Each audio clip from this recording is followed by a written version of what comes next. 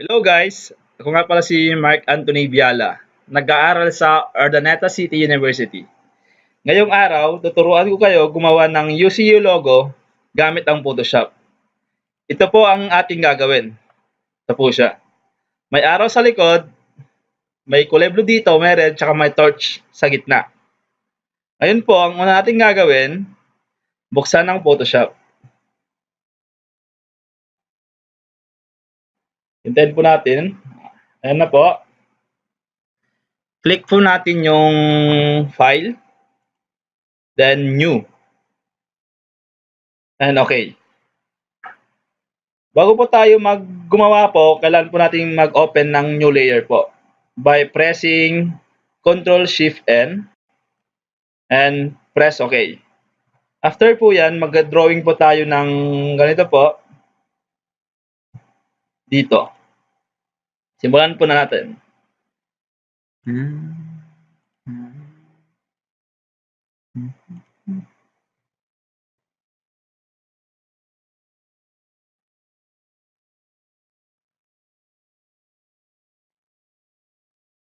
Ano ba? Fill. The color is yellow.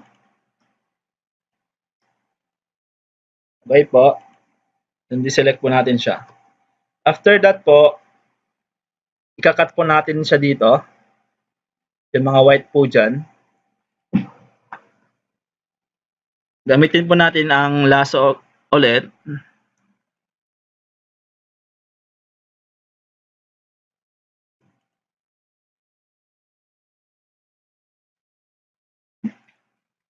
Backspace. And deselect. Kung ano pong ginawa natin sa kaliwa, ganun din po ang gawin natin sa kanan.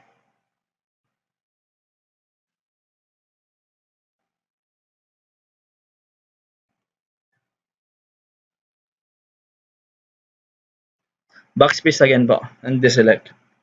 After po yan, Ctrl-T po natin siya para i-adjust po yung size niya po. Pwede po natin siyang palakihin at saka palitin.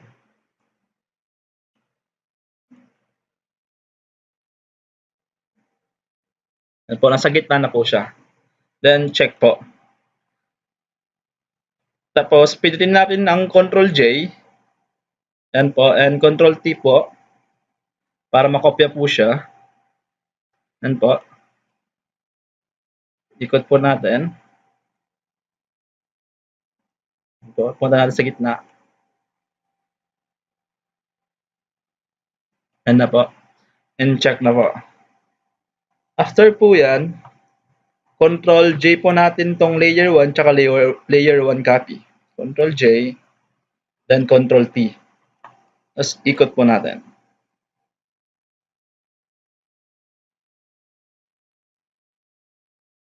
Yan na po. Nasa sentro na po siya. Ngayon, press check. Ngayon po, Ctrl-J po natin yung layer 1 copy, layer 1 copy 2, layer 1 copy 3. Ctrl-J, then Ctrl-T. Ayun po, ikot po natin again.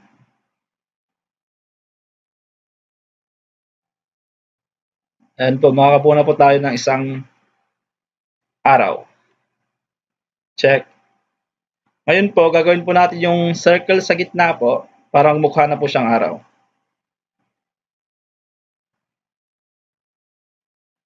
Bubukas po tayo ng isa pang layer po.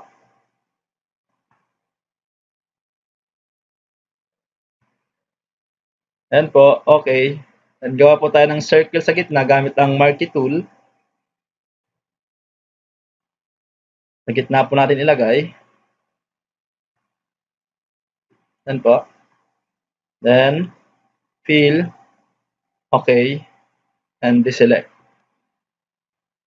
After po yan, gagawin po natin yung kulay blue at kulay red po dito. Unang-una po, magbukas po tayo ng isa pa pong layer. And okay. And pagkatapos po niyan, i-enhance po natin itong ginawa nating araw.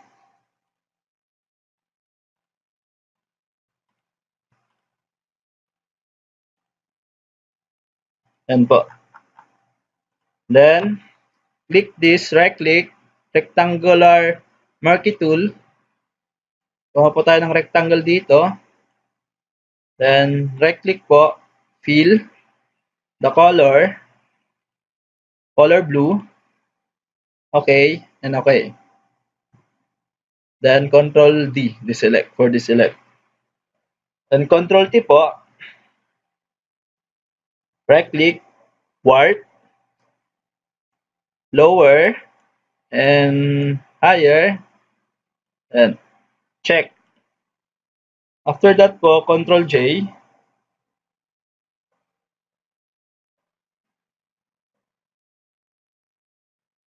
then Control T, and copy that. Then, check. After that, Control T again, and make it smaller, is that, and check. After that, Control T, right click, flip vertical, then check. Then layer 3, right click, blending options, double click this, double click, single click, double click, and go to color blue. This, press OK, OK, and make it 47-degree angle. Then press OK. After that, layer 3 copy, right click, blending options, double click there, double click, single click, double click for color red. Okay, okay, and emulate, make it 41-degree angle. Okay, then let's unhide the others.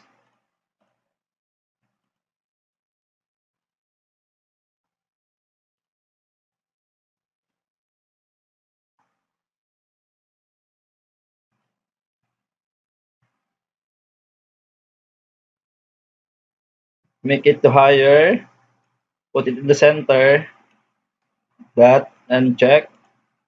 After that, we need to open another layer for the torch. For this torch, Control Shift N. Okay, we need this elliptical marquee tool. Put a circle here and right click, fill a color and color red. Okay, okay, and deselect. After that, press Ctrl T, right click, warp, and put it up like this, and press the check. After that, we need to do the handle of the torch like this. By using marquee tool, a lasso tool like this, we need to draw a rectangle.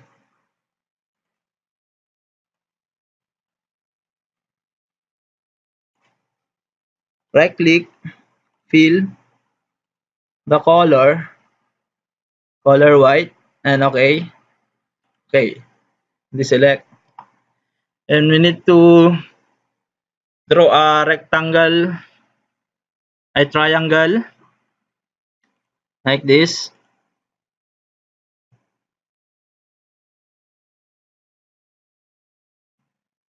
Deselect, file, color, black, okay, and okay. Then deselect. And after that, we need to do the design like this. Okay. By using lasso tool, you need to draw this. Right click, fill, color, black. Okay.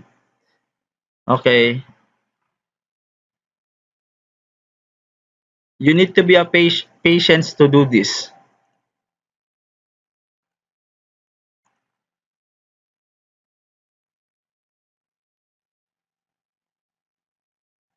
Okay.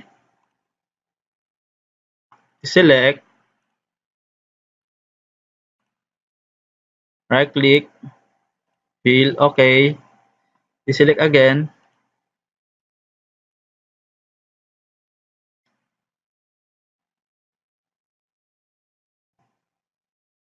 And we need to draw a rectangle again here.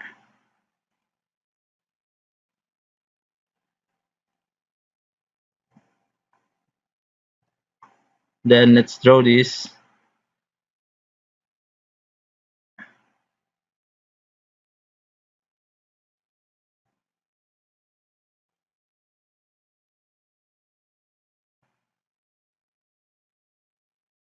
And at the right,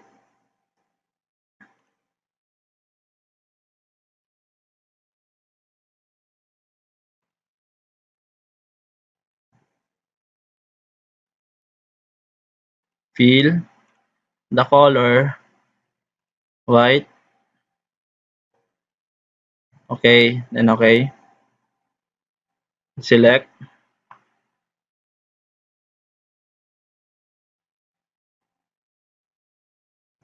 the middle, fill. Okay. Deselect.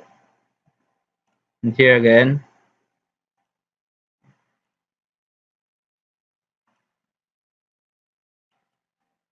deselect,